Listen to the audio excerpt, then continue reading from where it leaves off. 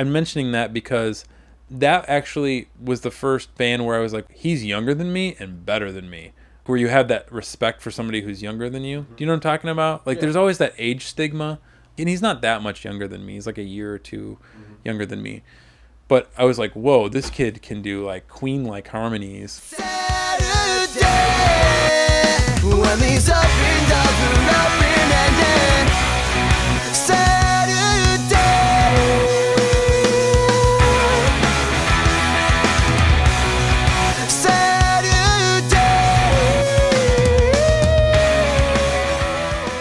I'm just saying that because even though I'm not like a diehard Fall Out Boy fan or anything, I enjoyed their first record, but Patrick became somebody that like kind of fueled me in a competitive sort of way. Like, I could do this, like, you know, kind of like what I was saying before. So anyway, at the time, my friend Adam and AJ and then a guy that I meet that summer named Bill. Could we make up our minds tonight? Will we open up our eyes? Also known as William Beckett. They formed this band called The Academy.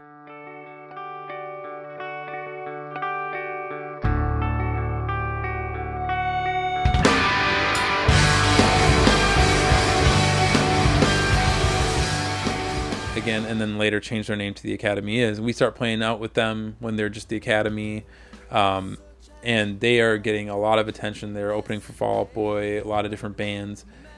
I became pretty tight with them. The singer really liked my band Dorm Life, and he always kept telling me, you should do Dorm Life and quit Midwest Blue. Dorm Life's better. And he was trying to kind of push me to his label, or the label that they were on at the time called LLR Records. But I was kind of like, well, Midwest Blue is my thing. I was very stubborn in what I was doing. So the Academy would play like the Knights of Columbus or whatever, and I would go up there and I would sometimes sing backups for them. And I remember this one time Pete Wentz from Fall Out Boy comes out. He's like, dude, that was awesome, man. Good job. So it was like, whoa, like, I guess we were kind of starting to get some heat. People in notable bands were, you know, tipping their hat to me. Not like I was the greatest thing, but, you know, I was getting some mutual respect. Our band was picking up. We just played the Metro for the first time, which was like, what? And then we ended up getting into the Fireside Bowl. Somewhere down in Fullerton, that's a place we used to go to get away from it all. Somewhere down in Fullerton, that's a place we used to go to get away from it all. Ended up signing to a label called Johann's Face Records. Johann's Face put out the first Alkaline Trio 7-inch. And sundials, what good are sundials? Once the sun is gone, what are you good for?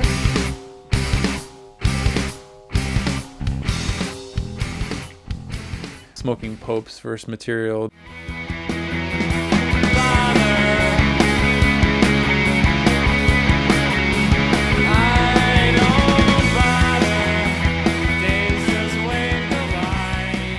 Bands that I was like really influenced by. That was like a really cool moment, was putting out you know, an EP with them. And kind of around this time, pretty much like the last time I ever saw that ex-girlfriend from high school. Not saw, but like spent any real quality time with her. We were hanging out one night and she basically goes on a rampage on me. She's drinking alcohol and it's like the truth serum. Like everything's coming out. Nicest guy ever. She's not holding back. Yeah, but I mean, she's like saying really nice things about me, but then she's being brutally honest with me about like our relationship. And I didn't really want to hear some of those things. Because I was kind of just like bitter about the whole situation at the time, and I wasn't drinking that night, so it was very sobering, pun intended. And she says something to me, and I'll never forget this, Dan.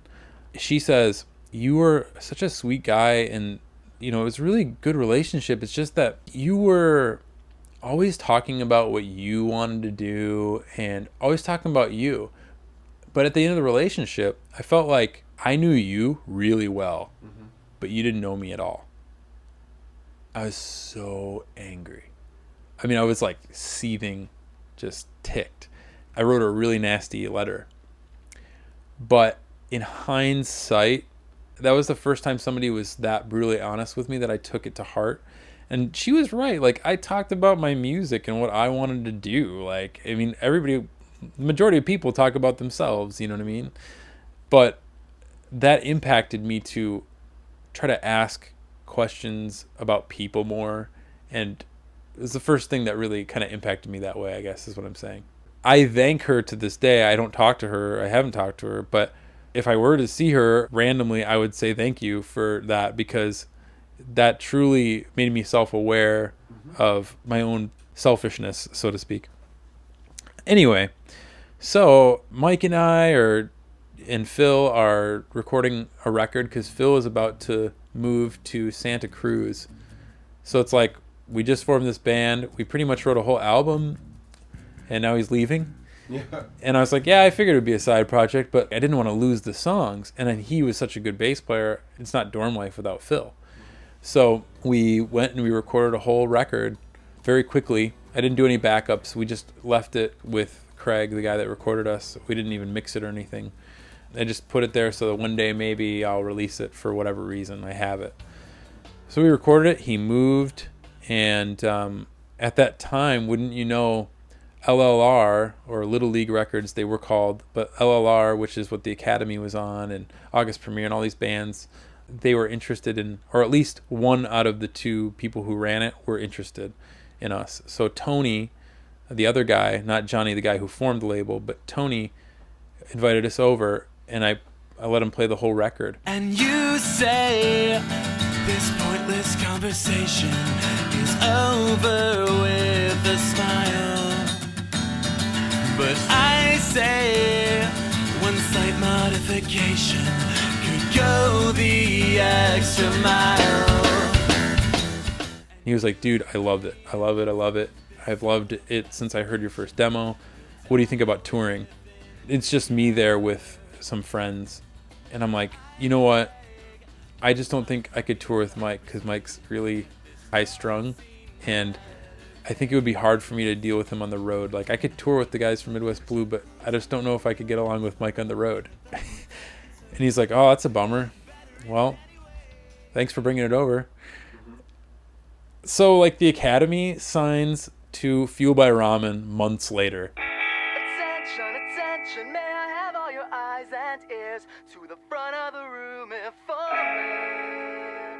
only for 1 second. And is on tour with Less Than Jake and Motion City Soundtrack and all these bands. And they sign Gadsby's American Dream, and then Gadsby signs to Fearless. Whatever. You know, I'm just throwing this all out there, but it's another one of those moments like, what did I do? What could have been? Kind of like when Gons talks about that Taking Back Sunday tour that he could have been on. And I don't regret any of it, by the way. It's just one of those funny things where the degrees of separation, etc.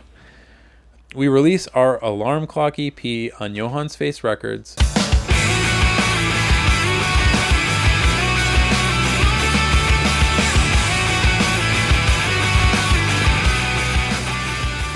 We are all set to go on tour as a 5-piece because Dorm Life is no more, and I had wrist surgery.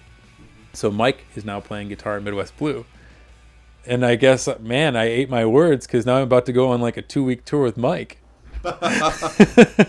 Sorry, Mike, I'm not picking on you, man. Should've just bit the bullet. But wouldn't you know, all the guys in Midwest Blue are bailing on me now. We had never actually toured more than going out of state for like one show on a weekend or something. And we were going to do like 2 weeks. Totally bailed on me. I'm like, forget this. You know what? They're going to bail on me. I'm going to quit. And we had a bunch of stuff we were writing. It was going to be a lot different.